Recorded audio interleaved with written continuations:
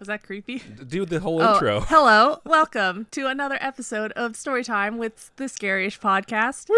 And I'm Robin Grace, and this is Adam Diaz. Hello. And we're here to tell you some spooky stories. We are indeed. The spooky stories that we're about to tell you, we like to call homegrown horrors. And if you've never listened to the show before, or if you just have never listened to a Storytime before, it's basically paranormal or spiritual or weird coincident experiences that you folks have had, or you've heard about, that your friends have told you, whatever the case may be, that you wanted to share with us. So if that is the case, you can email us at storytime@scarish.com. You can also go to facebook.com/scarishpodcast. And then you can tweet at us at scarishpod. You can go to Instagram at scarishpodcast, because we never have a consistent naming convention. You can also join our Scarish Spooky Friends group on Facebook just by going to the Facebook page. And you can join us on Discord. The best way to do that is to go to scarish.com, scroll down, and on the right-hand side, you'll see something that says join us on Discord, and you just click there. And those are all the different ways that you can reach out to us and get your story read on the air. And if you have an experience that you want to talk about, but you don't want it read on the air, that's totally fine. Just let us know, like, hey, I just want to talk to someone about this, and we're more than happy to hear what you have to say. I do want to say, I apologize because I am sick. I am under the weather. I am doped up on cough medicine now. I am so fucked up. It's crazy. Not really, but I mean, I just have some medicine in me, so that's going to wear off by the time the show is over. So if I start to sound horrible, that is why. So that does suck.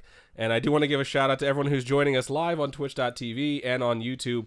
But all right, I'm going to go ahead and move into the first story of the evening. And this one is called Watch What You Say. And I like that. That's a really good title. It says, hello, my name is Tanya, pronounced Tan, T-A-N, as in I need to get a tan because I'm pale as fuck. Wow. Yeah, this isn't really a paranormal happening per se, just my epic, quote, well, fuck moment. This happened about 12 years ago. The person involved will be known as F, which I think is appropriate because it's that well fuck moment. So oh, I see what you did there. Totally makes sense. Some backstory. F and I used to date, and at this point we were no longer together. I did not have any kind of liking for him and wasn't afraid to voice that at all. It's pretty funny. It's like, yeah, we're going to hang out, but I want you to know that I'm not into you at all, so don't even think about it. So myself and some friends were hanging out at the mall when a mutual friend of F and I came up and asked me about him. I offhandedly said something to the effect of, I hope that fucker gets hit by a train. That's fucked. Yeah, sometimes relationships are like that. Well, lo and behold, not too long afterwards, he did. Not 2 blocks from where I was living at the time. I actually recall seeing the ambulance there, not knowing it was for that reason. I had figured someone had probably OD'd, in parentheses, great neighborhood, or something. I learned a little while later what and where all this happened at, though I don't really think what I said had any real impact on what happened, but it does give me a sense of guilt. So I'm going to break in for a quick story. I might have told this on the podcast before. I worked at a call center for multiple years of my life. And when you work at a call center, some people are going to be what I like to call horrible. I was going to say something worse, but I decided not to. Some people are just rude no matter what you do. And we had one of those folks, and they were dealing with an agent that was on my team. I was a supervisor. And they were just being rude, and they were being unreasonable. It was basically like, hey, we can expedite this for you, but the company that needs the payment will not accept it from us. They will only take it from you. They'll only take it from your account. So if you let them debit your account $10, I will give you $200. Like, not a credit towards a bill. Like, I was going to cut a check and send it to someone. And that's what we offered. And the guy's response was, quote, go fuck yourself. Like, that's how unreasonable. It's like, I'm going to give you $190 to give you what you want. He was super mean, super nasty. It's like a 10-minute phone call of this guy just bitching out my agent. He gets off the phone. The guy calls right back. I want to talk to your supervisor. So my agent comes over. He's like, hey, the guy wants to talk to him. I'm like, that's fine. So I get on the phone with him. He does the same thing to me. He's super unreasonable. I'm trying to talk him into, like, accepting $190. And at one point, I think I told him, like, I would literally pay this on my own debit card if they let me. Like, that's how much I want to help you out. He was super awful. And I hung up the phone, and, like, my whole team is watching. I had a team of, like, 16. And I'm standing because I stand when I talk on the phone. And they're just, like, staring at me. And I got off the phone, and I knew I should be professional. I should say something like, that's just something that happens, like a good leader would do. And I was like, I hope he dies in a fucking fire. And I couldn't keep myself from saying it. And they all laughed, and they thought it was fucking hilarious. And then 2 weeks later, we had to call this guy back. So my agent called him back, and he's like, hey, is so-and-so available? And he's like, oh, I'm very sorry to hear that. Just, give us a call whenever you need to take care of stuff. And he gets off the phone. And he's like, yo, Adam, I have to tell you something. He's like, get off the phone. So I got off my phone call and I'm like, what happened? He's like, that guy that you said you hoped he died in a fire, he's dead. His wife answered the phone and she said he passed away and she can't handle this right now. And then she hung up on me. And like our whole team was silent and we're all just looking at each other. And I'm like looking at everyone. I'm like, so what you need to do is call her back and ask her how he died. Because if he died in a fire, I think I just found out that I have superpowers. So I totally understand that offhand, like, I hope this person dies, and then they fucking do, and then you feel like kind of guilty. But at the same time, maybe you have superpowers. Thank you so much for subscribing. Quick shout out to Ron Santamaria for subscribing. I also want to run one of these notifications that we got when we were off the air from Smell Apple, who also subscribed when we were not airing. So I'm going to go ahead and run that really fast for everyone. So I like that name. Smell Apple? Yes. That's a pretty good one. I'll get back to the email now that I've taken this super long tangent and Robin's eating her pizza. So let's really go ahead and move forward.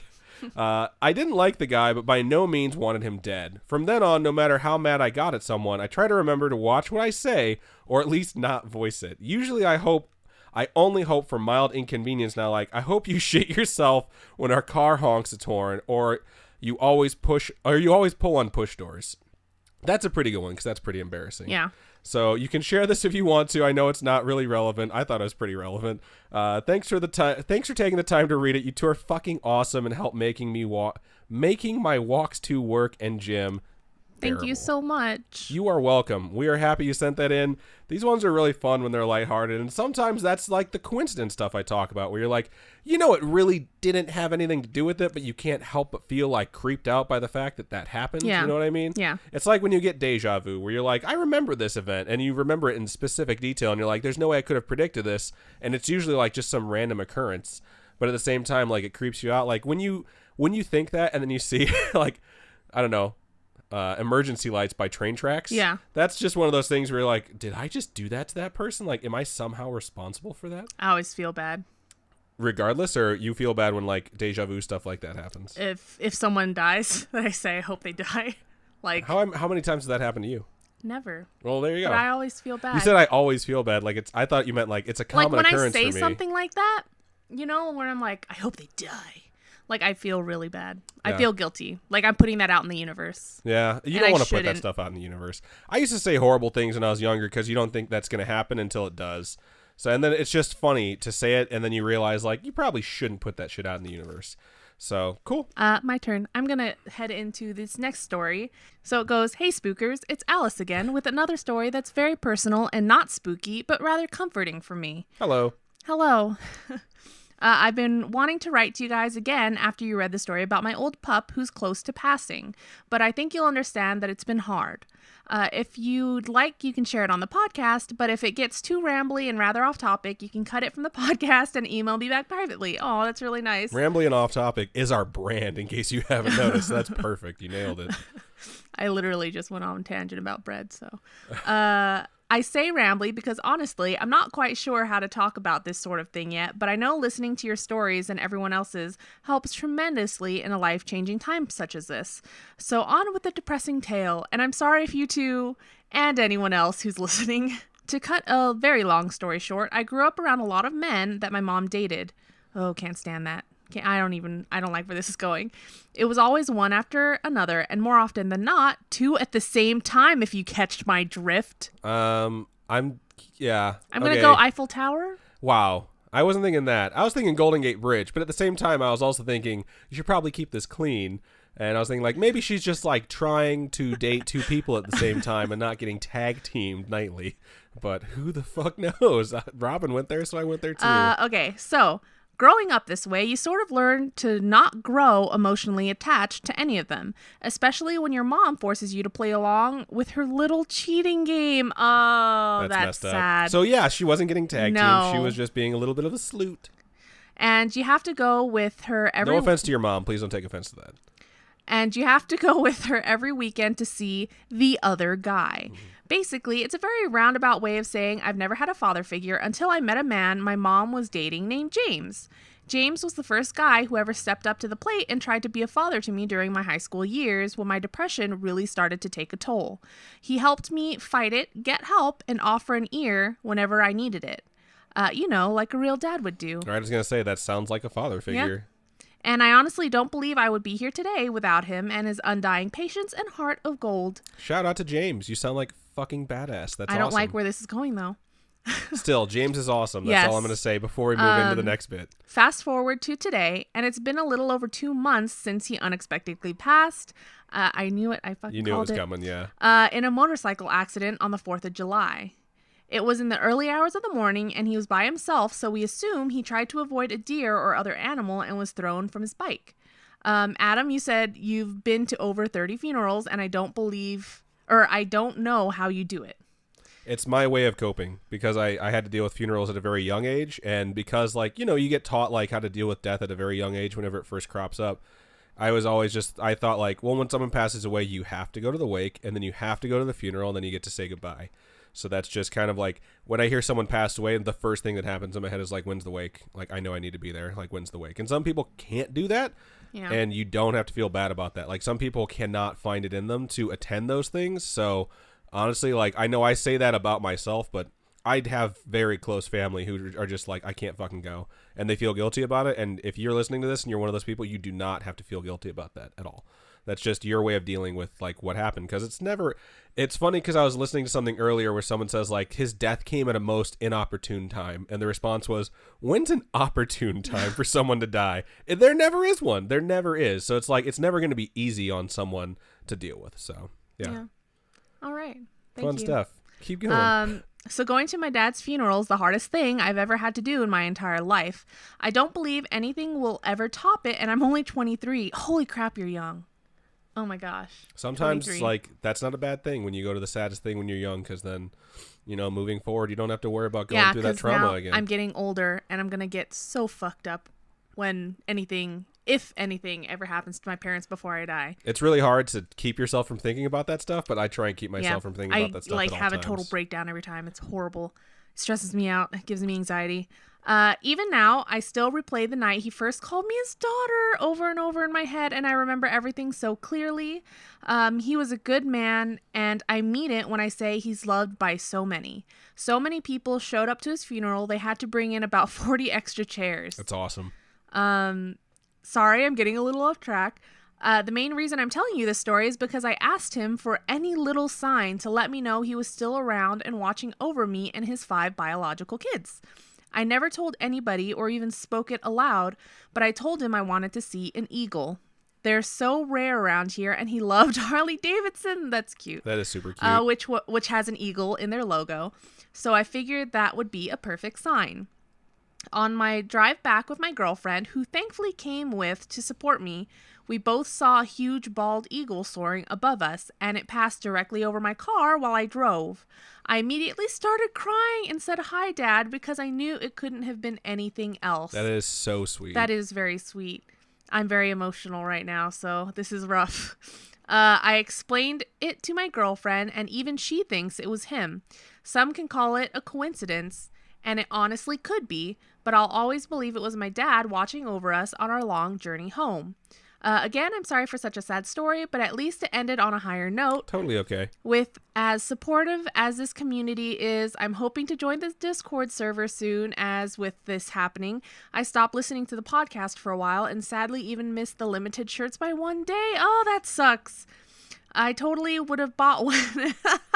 It's very nice. We do have a Teespring store, though. You can check that out. Yes. But I'm glad to be listening again because you keep me in high spirits while I deal with something as hard as this. This is the first time I've dealt with a death that had affected me so much, and I don't know how to handle it quite yet.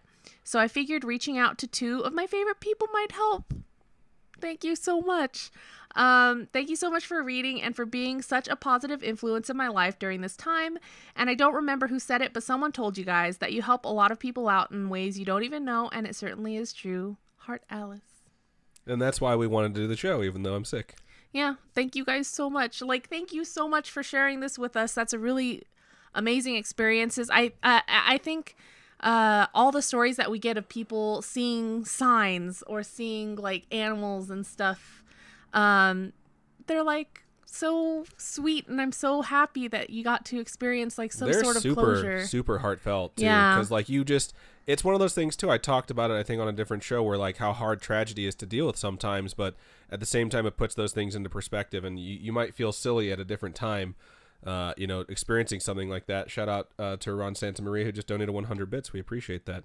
But it's like you kind of put other things in perspective when a tragedy happens, and you don't have to feel silly about something like that because it does mean that much to you. Right. And it's interesting too because we have gotten so many emails like this from people from all different types of backgrounds, from like atheists to Christians to Muslims to Buddhists to Hindus, and all over the world. Like literally, like we've been doing this for 50 weeks, you know. And I can't believe we've done this for 50 weeks. We've almost hit 1 year, and we've somehow like been reached out to or been listened to by people all over the world, and it's really intense, and it's amazing. So thank you so much for sending that in, and we appreciate it. And it's funny because when I listen to stuff like this, like I've gone to so many funerals and so many wakes. Like I have a friend who's getting married soon, and he's talking about his ceremony that's coming, and he mentioned like, I want to do something that you haven't seen before. Like I don't want it to be the same like wedding that you've seen every time, and that's how I've always thought about my funeral. And like I've always like thought about this as kind of a secret, but like I don't mind sharing it with you guys. But what I've always planned to do is a self-eulogy, and I've always told myself that I'm going to record something, I'm going to write something out like a self-eulogy just in case I die suddenly, and leave it with someone who would be able to play it for everyone, and then just have them like, it's like when you go to school and you don't want to do anything, and then they roll the TV and you're like, oh yes, movie day. Like that's what I want my wake to be. Like You're it telling starts everyone, out. now everyone's gonna steal I don't your even idea. care though, because it's okay if you people know. I don't mind it because like I'll have it get played, and what I really wanted to do too is like write something out and add to it as my life goes on, and like do it about once a year, and then edit it together. So like say I've never started this. I've thought about it all the time though. But like say I started doing it now at 33 and I live to be like 90, you'd have literally a video of me aging in front of everyone talking about how much I love everyone. And I think that's awesome. And I don't think there's anything wrong with like coordinating something that could happen very suddenly. And if you have it like sort of completed, then, you know, if you pass away suddenly, then you have something there where it's like, man, this sucks, you know, but it's at least funny and like you can lighten the mood and stuff like that. And I was like, maybe I'll have a candle right next to the thing, and I'll be like, I'll time it like, if I'm like a ghost right now, I'm going to blow this candle out. And then if the candle doesn't blow out, I'm like, oh, I think I'm still getting used to my powers like Patrick Swayze. Like that's where that joke came from, was thinking about that. I don't know, but it's just my way of like dealing with that and realizing that at some point I will die, and it might make a few people sad. And if it does, like, what can I do when I'm gone to make people feel a little bit better? And I've always thought about it like, maybe it'll be super heartfelt. Maybe it'll be like a roast where I'm really mean to everyone one last time. But who knows? So this is my second email of the night, and the subject, and I have a bunch of hands being like flashed in my face because that's how Robin dances. My subject is a scary-ish week, and it starts out like this. Hi, Robin and Adam. Hi. Hello. It's Jordan Sorry, again. don't look at my full mouth. They can't. They can only hear it. Most people that are listening to yeah. this. Whoops. It's Jordan again, your friendly EMT from California, who's probably very busy because of all the fires that are going on out there. We hope you're safe. Before I share another experience that I remember having while trying to catch up with the episodes of your guys' podcast, I would like to say thank you guys for being amazing, and feel free to share stories that I share with you guys. Well, thank you for sending this. Yeah, thank you so much. So this happened about 5 years ago, the summer of when I graduated from high school. A couple friends of mine love having sleepovers, and over the summer we would typically have them at my friend Marissa's house. I used to love sleepovers back in the day, and as an adult, I realized like... I still like sleepovers. Well, obviously. Every night is a sleepover with you. As an adult, I realized I was always the guy that was like, no, let's like sleep over another night. And my friends like, I don't know. As an adult now, I'm just like, man, I would really like to spend some alone time where I don't have to do anything. And I feel like I was taking that away from my friends when I was younger. Wow. Just like, no, let's keep the party going. But yeah, now I'm just like, yeah, let's end things at 8 so I can watch Netflix and go to bed. But getting back to the email.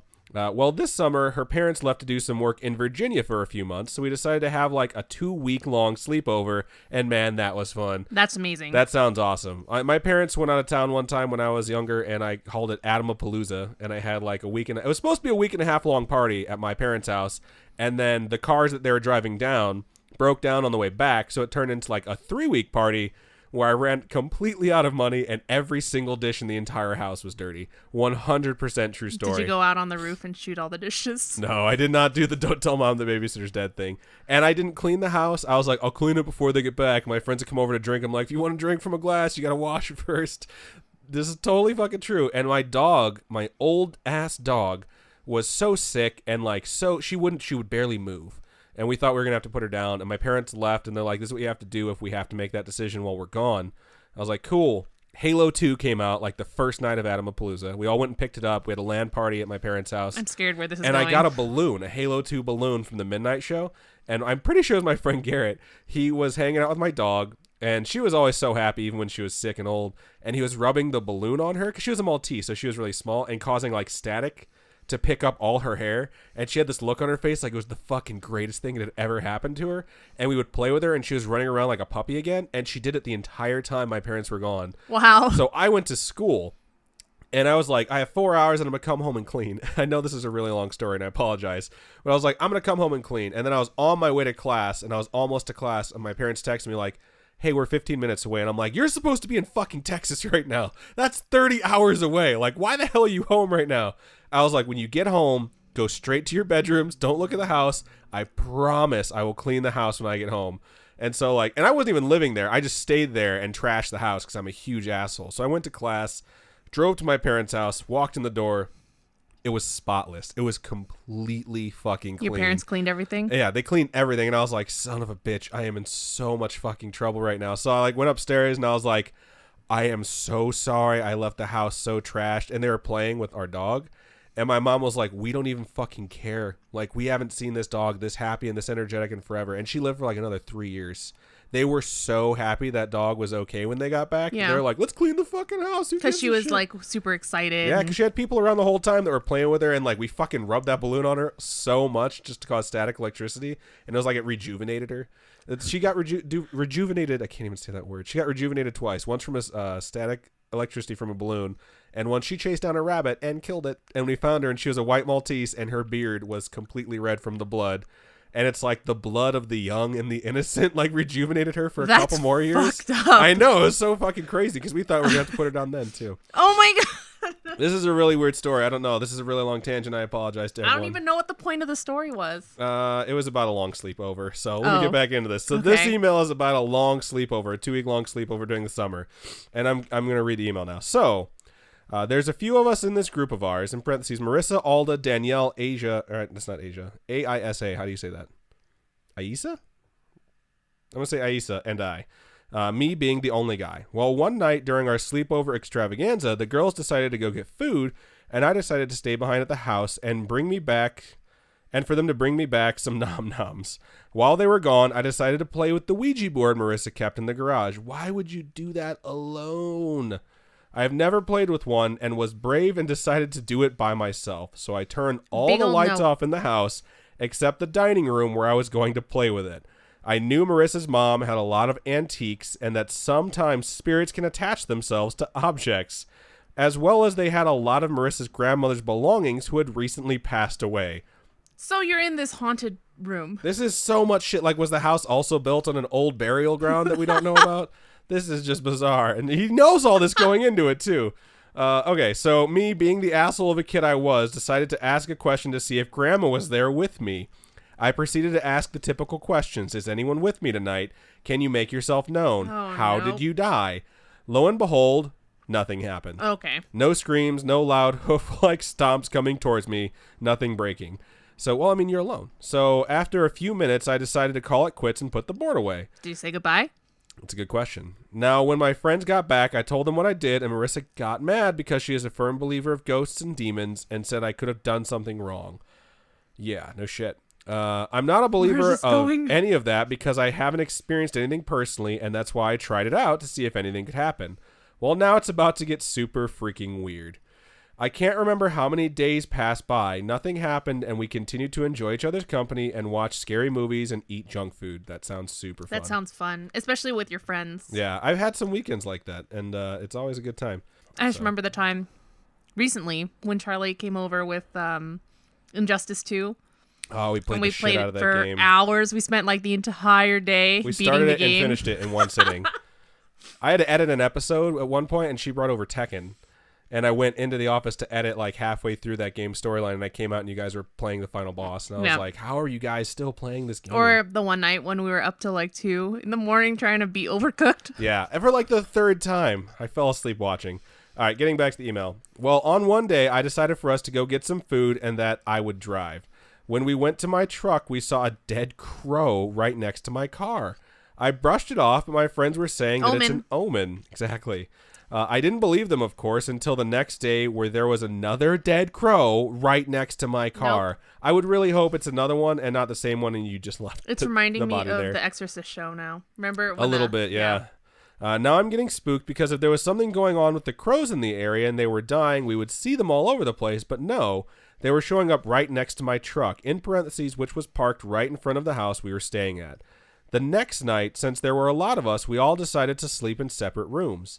Alda decided to sleep in Marissa's sister's room, in parentheses, Megan, who was out partying. Danielle and I were watching scary movies downstairs, right? When all of a sudden, Alda comes running downstairs, shaking, saying she saw something in Megan's room while she was trying to sleep.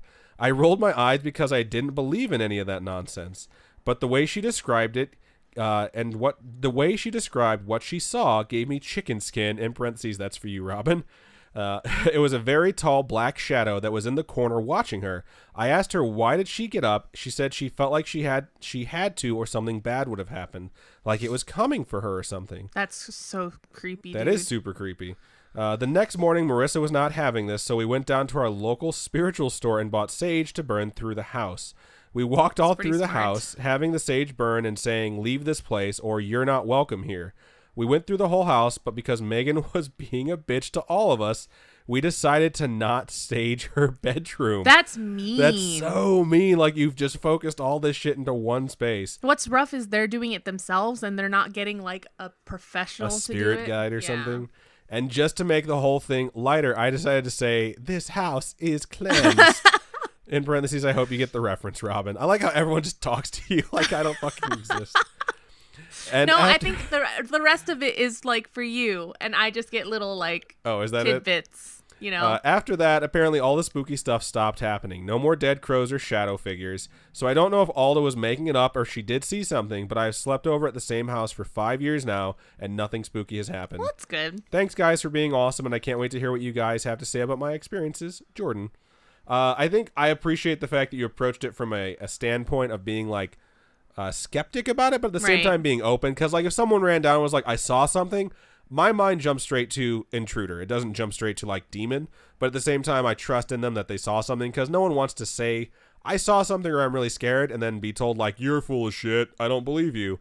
So it's a good thing to approach that with cautious skepticism, I think is the best way to put it. Yeah. So it's really creepy finding fucking dead crows next to your car twice in a row. Any dead animals. Yeah. Especially after using a Ouija board and then you have to sage an entire place, except apparently one room. Your friend's probably possessed and you don't know it because you did that. So. Oh my gosh. Just saying. Maybe that's why she was being a biatch. That might be. Who knows? You never know. Or she's just naturally one. I don't know. Sorry, Megan. That's nice. Hashtag sorry, Megan. So before we move into our next email, I want to go ahead and give a shout out to our sponsor, Modern Physics. Go to modernphysics.com, and that's physics spelled F-I-Z-Z-I-X. Use the promo code BASEMENT right now and receive 30% off your order. You can try things like the Sol Noir, which is a black bath bomb, or the Blazara bath bomb, or even the Scarish bath bomb. So head over to modernphysics, F-I-Z-Z-I-X.com, buy yourself some stuff, 30% off using the promo code BASEMENT. Drop, soak, and relax. But let's move into our next email. Okay, so this email goes, "Hey guys. Hey. Hello. I have a story. My life. That's hilarious. Ever since I was a little girl, I've been able to see shadow creatures and have even been harmed by them. That's creepy. That's super fucked up. It's very Constantine-esque. Is it? Oh, I guess. I've had sleep paralysis and night terrors for a long time, as well as woke up in the middle of a minor surgery, causing me to get even worse night terrors. That's awful. That's like so gotta be one of the worst fears, is waking up on the operating table and they don't know you're awake. Yeah. I woke up at the end of a surgery and I tried to grab the tube and they put me back under. I vaguely remember that, and that was terrifying in and of itself. I can't imagine waking up and being paralyzed. I've only been put under once, and really? That was to get my wisdom teeth pulled out. Wisdom teeth was my first one too, and then I had a hernia, and that was my second one. It was just great though, because they put that thing in your hand, and they're just like, count backwards, and you're just like, count backwards from 10, 9, and then you wake up, and they're like, you're all done. I was like, what? Yeah, and then you have this a mouth. Magic. You have a mouthful of what is that stuff called? Gauze, and you're saying just bizarre shit. I drove her home from that, and she was like, I see why that kid couldn't tell it was real life. She was so fucked up. It was hilarious. Shut the fuck up. Okay.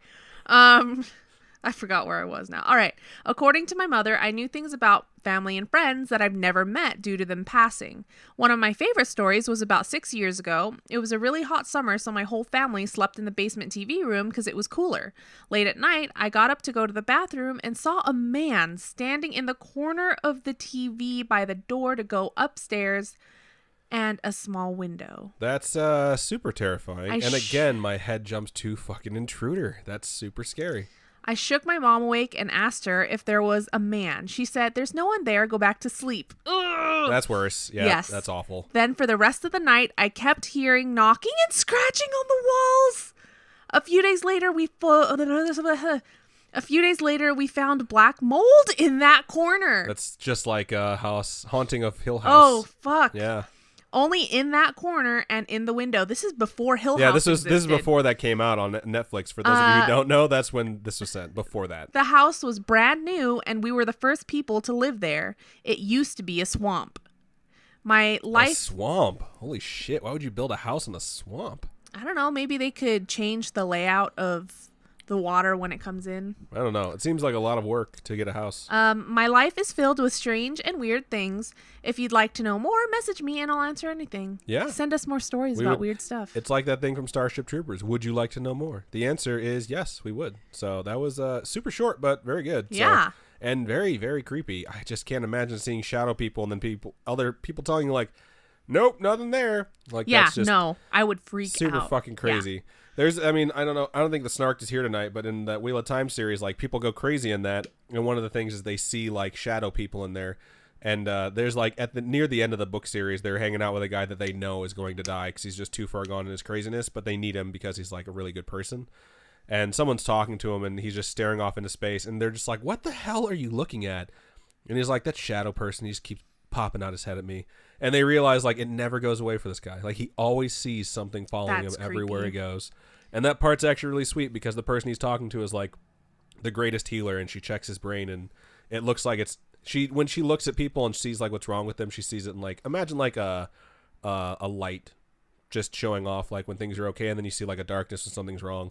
And she sees something wrong with his brain, and it looks like thorns are in his brain. So she picks them out like one at a time, and then they all just go away. And then he like looks at her and just starts crying, and he's like, they're gone. Like they're really gone. So I think of that every time someone says they see shadow people. I'm just like, I wish someone had the power where they could make that shit go away for them. So cool. Another Wheel of Time tangent. Fun. It's appropriate because it's coming out soon. So I cannot wait to see casting news because there's some major people that they need to cast and they need to do right. I'm going to move on into my third email and final email of the show. Robin's biting into this bread as softly as she can, and I know it's still going to be picked up by the microphone. And this subject is just a little creepy, winky face. And it starts out like this. First of all, I just have to say, I really enjoy your podcast, and I think you're both adorable. Thank you. Thank you very much. We appreciate that. I feel like I'm coming in late because I see that you have over 30 podcasts, and I think she meant episodes. And I just now discovered you. That is okay. You can come in late and just whenever listen you through want. the backlog. Yep. I started at the very beginning, we have 50 now. We have a lot of episodes. More than 50, I guess, if you count the story times. Yeah, we have 90 total. So and this is the 91st. I started at the very beginning so I wouldn't miss anything, and I just finished podcast number 5. So moving right along. They're probably finished by now because this is from like the beginning-ish of September. Right. I have a creepy-ish story I wanted to share with you. I've only told one other person this story because there is a strange sort of reverence to memories like these. You fear the possible disbelief of the listener, you fear the vulnerability of exposing something so raw within you, and it takes a certain courage to bring it into the light because it makes it truer in a way. It's very true. I think that's a reason why a lot of people don't share stuff. What? Right. No, I had the bread in my mouth. Oh, that's funny. You said this face. Your podcast has given me the courage to do so. Wow. I'm glad to hear that. That's really nice. So here it is. I grew up in a Christian home. I have attended church my entire life, raised my children in the church, and in fact, I'm even married to a pastor. Wow. Can't get more churchy than a pastor's wife. That's very true. That's awesome, though. Because of my faith, I always knew to just say no to anything like witchcraft, Ouija boards, and etc. I will say personally, as a side note, Ouija boards, I totally agree with. Witchcraft, it really just depends on like the witchcraft you're hearing about. Because like, you know, witchcraft or like Wicca being like the study of the earth and stuff like that is definitely different from like the black magic type stuff, which I think a lot of people think of when they hear witchcraft. Yeah, because there's good Yeah, there's good things and there's bad things. But I'll keep moving on. I was always fascinated about the spiritual realm, believed in good and evil, angels and demons, and of course could never turn down a scary movie, especially with my mother. She was always... that's really sweet. I'm already getting very sad because I have a feeling it's going to be about the mom. It's going to be like that story all over again. I know. She was always so great to sit with me and watch all the scary movies that nobody else, quote, approved of. Which leads me to my story. My mother was my very dearest friend. Not in a nerdy SNL way, in parentheses says, have y'all seen that skit? Hilarious. But in an authentic kinship. I'm not sure exactly which one they're referring to. Oh, okay. So I'm not going to speculate.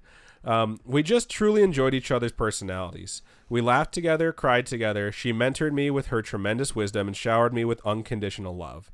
There is really not enough time in your podcast to describe how phenomenal she was. Just smooched together Grace Kelly, a golden retriever, Mother Teresa, and a splash of Kristen Wiig. Oh my God. That's hilarious and so funny. Okay, I'm going to keep moving on. I had something that I was going to say, and I've completely forgotten about it at this point, so I'll just keep moving on. Unfortunately, my mother was diagnosed with stage 4 cancer. She and my father immediately moved to our city to be closer to us and their grandchildren. In classic mom style, she spent her remaining 2 years of her life refurbishing an old log cabin in the hills of Tennessee for my children, a paradise that she could leave behind that would be an oasis for my kids, an encouragement to my soul, and a place to remember her. Everything was picked out by my 3 little kids. That is so cute. Yeah, that's a lot of hard work for someone with stage 4 cancer, too. Even the pool was designed to meet their every whim. The bedding, toys, furniture, all picked out for us. It was a special place, especially with the knowledge that she was leaving soon. I will never forget the very first time I drove up the driveway to this house. I was overwhelmed with such peace. I can't even. Right, and heard in my heart these very clear words. This is where your mother will pass away, and you will be with her. It didn't scare me at all for some reason. I believed it was a true statement. And that, I don't know, sometimes you just have that shit happen to you, where you just know something for some reason, and you don't know why. That's me saying that. I'm going to get back to the email. I believed it was God preparing my heart for her passing and comforting me that everything was going to be okay. I never told anyone about that moment. Anyway, we all treasured every moment together. My mom and I would grieve her future passing and the loss of a dear friendship. We laughed about her, quote, haunting me so we could still hang out together. We even went so far to say several times, if you can haunt me or communicate with me, do it. We discussed... I don't think there's anything wrong with that. I really don't. We discussed special things that held meaning for us or represented our friendship. For example, ladybugs were a big deal to us. She would say, if you see a ladybug, think of me. Fast forward to the last weeks of her life. She chose to leave the hospital and be in this beautiful home, as I think a lot of people do when they know they're approaching the end. They're like, you know what? I don't want to be in the hospital anymore. I just want to be home with my family. And I think that's the right choice.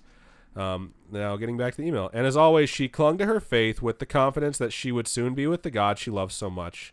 The kids got to say their tearful goodbyes to their precious honey. And exactly as I heard it 2 years prior, I had the privilege of holding her hand as she took her last breath. Fuck, dude. When the moment happened, it was truly peaceful and beautiful. In fact, I experienced an incredible joy for my mother. My best friend no longer had to suffer. God could not have given me a better goodbye. And as I looked at her, it wasn't creepy at all. You could just see that she wasn't there anymore, as if she just left this shell of a body behind. The funeral home people came and took her body. My dad, sister, and I sat around the kitchen table and ate an entire chocolate pie while sharing our emotions of the day. We all went to separate rooms in the house and said goodnight. I chose to sleep in my daughter's room. I was the only one upstairs. This room was pretty special. It had every toy that could possibly delight a little girl. I climbed into the luxurious bedding that my mother and daughters had picked out together. Yeah, that's correct. Sorry, I thought I read that wrong. It was the perfect place for me to rest my head after the day's events. And I was quickly overwhelmed with sadness. Here I am sleeping in my little girl's room, and I am feeling like a little girl missing her mommy. The tears started to come. I'm glad I'm the one reading this and not Robin, because I don't think she would be able to read this.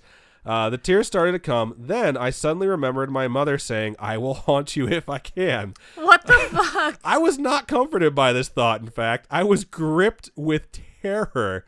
Not kind of scared, not a weird feeling, but sheer terror that I've never experienced before. At this exact moment, in the darkness, every single electric toy in the room turned on. Not just one toy, all of them at the same time, lights flashing, All their very loud sounds, all their movements, the toy microwave, the play microphone, dolls in all caps and with a sad face, etc. Electric and battery operated. As quickly as this happened, I heard the same voice that I heard driving up the driveway 2 years prior, but with strong conviction. Fear is not from God. Close this door. Your mom is not here. Don't let Satan trick you. What the fuck? That is so creepy. I am covered in chills right now. Shut up. Oh, just stop. I immediately stood up shaking and said aloud. I see the stream chat flying by too. No. In the name of Jesus, I closed the door. Stop. Everything immediately stopped. It seems like a normal person would then leave running and screaming from the house. Stopping. But just as quickly as the terror came, it left completely and fully and was replaced with complete peace and rest. It was never an issue again, especially exactly 1 year later. It was a sleepy afternoon and a rare moment when everyone was out of the house. It was quiet. I laid down to take a nap. I fell asleep thinking of my dear mother, missing her in a sweet sadness. I dreamed of her. I awoke probably 20 minutes later with joy and refreshment. I opened my eyes, and then there were 1,000,000 ladybugs in my room. Nowhere else in the house, no windows open. It sounds creepy, but I love ladybugs, so it was a delight. It would be something as sweet as 1,000,000 flowers or bubbles. Oh my gosh. I immediately knew it was from my mother, and I was filled with peace. And in parentheses, by the way, I opened a window, did some stuff around the house, returned to my room, and they were all gone. It's crazy. I truly believe there is a God that loves us, and he is a God of peace, not of fear. I also believe that Satan would have loved to have taken advantage of my grief of my mother's passing, quote, posing as her. And I think you see that a lot, too, in possession cases where people are grieving from something and they think that they're being visited by something they care about. I personally believe there are no dead people haunting us, but demons that would like us to believe that and take advantage of those who are vulnerable. I agree with you both. Don't mess with this stuff. I am also grieved that most people run away from church either due to boredom, a bad experience, or apathy. Just remember that churches are run by broken humans, but that doesn't mean that the Bible should be thrown out. The Bible is really a love story about God wanting a relationship with you and me. Thank you for letting me share this story. Sorry it was so long, and keep up the good work. That was such a good story. It was. It was very good. It was a really good story. It story. was very emotional. I'm just like, oh my gosh. It's like a roller coaster of emotion. Yeah, it really is. It's like, let me make you cry, and then let me freak you out, and then let me give you feels. I did not expect to be scared during that one, but it definitely freaked me the fuck out a little bit right there. That was good. I had chills as soon as you fucking said that. I was as soon as you said that, I was just freaking out like, oh my God. Yeah, it was very, very intense. And thank you for sharing that. And it makes me happy that we've developed a community and a safe place where you would share that with us too. And I know we have a very diverse fan base and listener base of people who have a bunch of different beliefs. And some people are atheists, some people are Christians, some people are agnostics, some people are, of any other different religion. And what matters is what brings you closer to being a really good person. Wherever you find that you're a better person, that's where you're supposed to be. And that's how I really, really deeply, truly feel. I think it's all about being a good person. Yeah, I think that's exactly what it is. And I think that everyone does understand that. So final story of the night. It goes something like this. Dear Adam and Robin, hello. Hello. Hello. They said hello, so I said hello. And then I said hello. Yes. Hello. My name is Victoria, and I'm writing to you from Fort Worth, Texas. Whoop, whoop, Fort Worth, Texas. Is that where you're from? I'm from DFW area. Yeah. DFW, meaning Dallas, Fort Worth? Yeah. Okay, cool. In the middle of the night, I just woke up from my first sleep paralysis dream in several years, and my first thought was, OMG, I can't wait to tell Adam and Robin. I'm glad we converted that normal idea of fear into I can't wait to share this with someone. It reminds me of Kingpin when it's I just said pulling your arm to Munson. I can't wait to tell people. That's so funny. So here it goes. By the way, you can totally read it on the podcast if you like. I would be honored. Cool. And we will. We're honored to share your story. Indeed we are. This was not the scariest dream I've ever had or scariest sleep paralysis episode, but I promise I'll share my other stories another time for sure. But this is the most recent, and I figured it might qualify as somewhat scary-ish. So I fell asleep with my lamp on and some soft music playing. Team No Fan. No fan. We were in a hotel room that had no circulation. I slept fine. You were a liar. She woke up. She threw the blanket off of her. Okay. Then as soon as the air conditioner kicked on, she woke up, sat up like the fucking Undertaker, grabbed it and threw it back on her. I was just laying there the whole time I don't know how people sleep in dead silence with no circulation of air. I slept fine. It was just not as cool as it is in our own home. This is true. So, anyway, when I awoke, I was in a paralyzed state. I almost didn't know how to read for Paralyzed. a second. Paralyzed? No. They were turned into a pearl. Oh, now I'm thinking of that Katy Perry song. Which one? There's a Katy Perry song. Pearl Necklace? Is that what it's called? Ew. You're so nasty. No, it's like about her being a pearl and no one can steal her pearl. I don't know. I like Part of Me. That's a really good. That's a good song.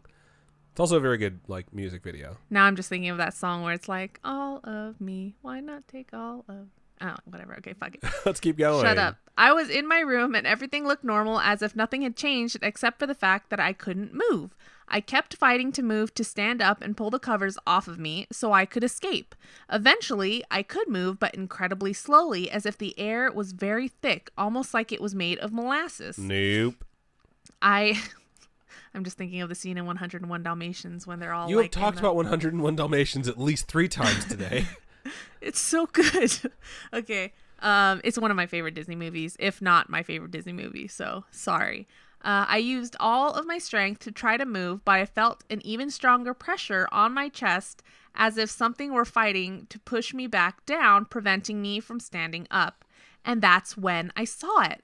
Something was sitting on my chest. It was a weird blob of a thing with one eye. It was too small and oddly shaped to be a person, but its eye was definitely human, and it was looking at me, staring and sitting there, pushing down. And the first thought I had was, yo, dog, what the hell do you think you're doing? That's hilarious. And so I knew what I had to do. My dream logic, probably influenced by all the scary-ish I've been listening to nonstop for the past few weeks, told me the solution was that I had to get angry and in true Adam fashion asked him, who the fuck do you think you are? It's just the one thought that can go through my head where I'm instantly like, oh shit, now I'm pissed off. No sound came out at first, but I yelled it over and over till I could finally hear myself. The figure got smaller and smaller the louder my voice got, and finally it disappeared. The pressure lifted from my chest, but I was still barely able to move. Defeated by exhaustion, I decided to just go back to sleep now that the weird evil demon blob was gone, and I was safe even though I was still stuck. I closed my eyes at this point, fully lucid, but then I heard my parents in the hallway talking, and I thought to myself, maybe I'm awake now, and assumed it must be that time of morning that they are getting up and getting ready for work. My bedroom is located near the garage door where they usually leave, so it wouldn't be unusual for them to be saying goodbye there as they both got ready to leave. However, they were being pretty loud and talkative, even laughing pretty obnoxiously for so early in the morning, particularly near my room. Usually they try to keep it down so they don't wake me up. I wanted to get up to say something to them, and at this point I realized I might still be dreaming, but I wasn't sure. That's the worst part for me about being in sleep paralysis. It's not like the things that I see, and it's not that I can't move. It's when some interaction is happening near me that I want to participate in, and I'm like, I am frozen and I can't do a fucking thing. That's the part that it's so frustrating for me that I'm like, I can't do anything, and I know I'm going to fall back asleep at some point, and that just makes me so angry. I just hate waking up within a dream. Oh, the whole like you think you're awake but you're really not awake. Yeah, that's a huge psych out, and I fucking can't stand that either. Lost my place, don't know where I am. I gotta find it real quick. This is the Lost Her Place song. We hope you guys like it. We'll put it on our SoundCloud, which doesn't exist. Okay. It was difficult for me to move, but I pulled myself across the room, still frustratingly slow, and flung the door open with all my might. It was dark and there was no one there. I hear that the night is dark and full of terrors. I tried turning on the hallway light to see if it was still a dream, as I understand lights not turning on when the switch is flipped can be a sign that you're dreaming. That's my sign. Instantly. That's my sign that it's a dream, and it's my sign that it's about to be a nightmare. Because I can't control the light and it's dark, and I'm just like, son of a bitch. The light wouldn't come on, but part of me thought, well, that's unfortunate timing for the light to go out just when I wake up from a dream and I'm trying to test if it is a dream. Then I remember I should go look at my phone. Supposedly, you can't look at your phone if it's a dream, so I pick it up every moment, incredibly difficult and clumsy. Every movement, not moment. Jesus. I will also say pinching yourself. That one's always talked about, and it 100% works for me. Every time I pinch myself, I'm like, I don't feel anything. This is totally a dream. When I'm dreaming, I don't really think about those things. I really just go through the motions. When weird, bizarre, or scary stuff happens to me, even in the waking world, I will pinch myself. And I'll be like, is it possible this is a dream? And I will pinch myself, and if I hurt, I'm like, son of a bitch, like this is real and I have to deal with it. I'm almost relieved when I'm in a dream and I pinch myself and it hurts because I'm like, oh cool, I get to wake up and this will all go away. So that works for me too. The air is so thick and hard to move through, and yet somehow I'm still not convinced that I'm dreaming. But my phone is dark and the buttons don't work, and I just see squiggly lines across the screen and not the proper numbers that are usually displayed with the date and time. I am pulled back to bed, half collapsing, half being dragged by an unseen force. What the fuck? Oh, great. Here we go again. That's in quotations.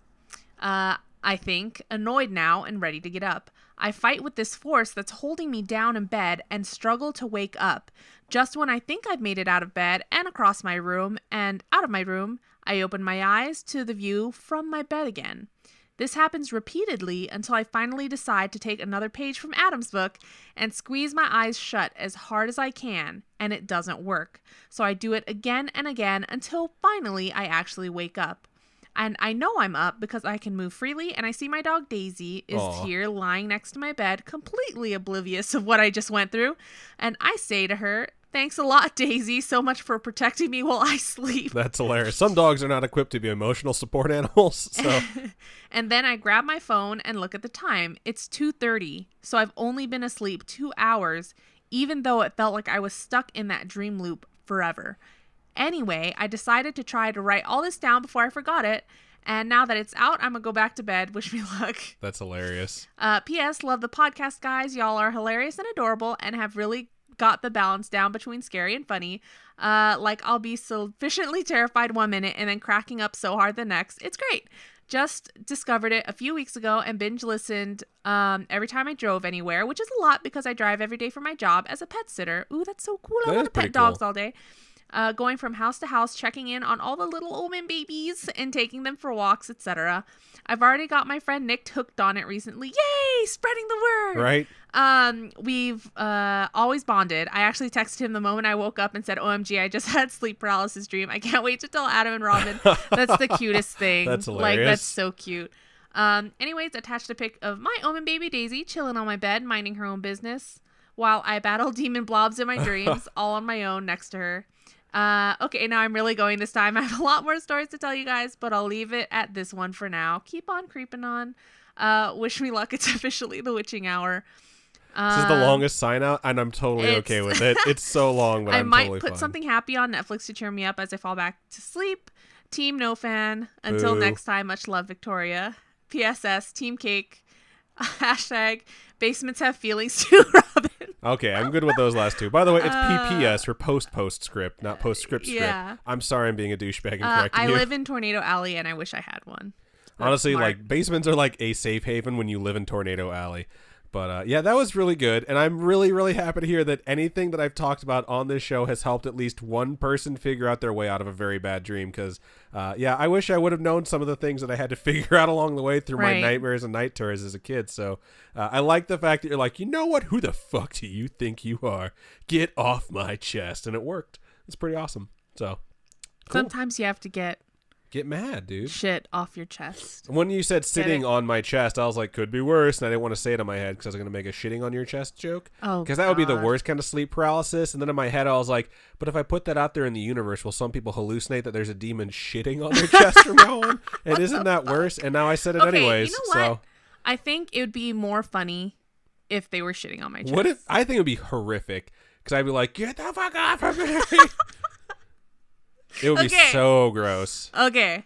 Thank you to everyone who watched. I guess I'll just transition into the end. So, we don't forget that we do have Patreon, patreon.com/garagepodcast. We do have a bunch of different levels, and we would love if you guys could support us and help us make this a bigger part of our lives.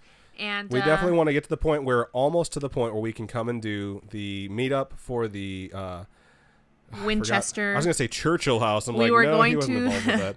Once we get 50 patrons, we're going to do a meetup in San Jose. Is that where it is? Yeah, we're going to go to the Winchester House. Yep. Winchester Mansion, actually, right? It's mansion. It's a giant place. Yeah, so. and so there's that. And then we do have coffee, ko-fi.com/scarish podcast. And those donations help us upgrade our studio setup and hopefully make it nicer than this little office that we're in right now.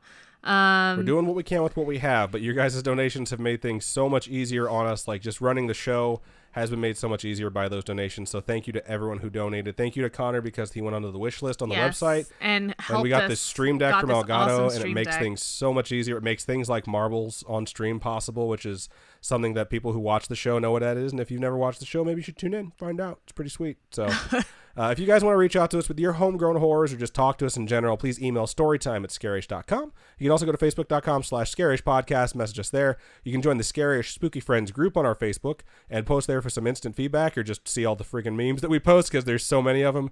You can join us on Discord. The best way to do that, go to scarish.com, scroll down, and on the right-hand side it says join us on Discord. Click that and you will be there in no time. We have a bunch of channels.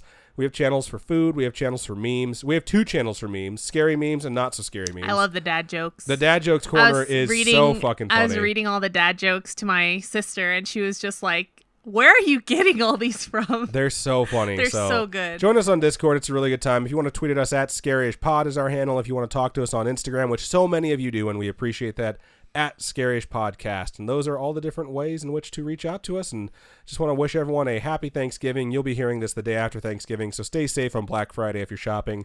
And just remember, if you're going to rain down blows on someone else, to deliver it to the base of the neck so that you can permanently immobilize them. Shut up, you're fucked up. I'm totally kidding. Please do not act like a crazy person on Black Friday. Don't forget to check out our Etsy store. If you go to scarish.com, scroll to the bottom, and you can click Robin's Kawaii Corner right there. Or you can go to the address, which is... Robin's Kawaii Corner, KAWAII Corner.com, or .etsy.com. And we have scarish stuff on there. Cool. So scarish goodies. I think that's just about everything we have. So thank you guys so much for listening. Thank you folks so much for listening. And I'm going to go ahead and take the sign out. So keep on creeping on. And we'll see you next week.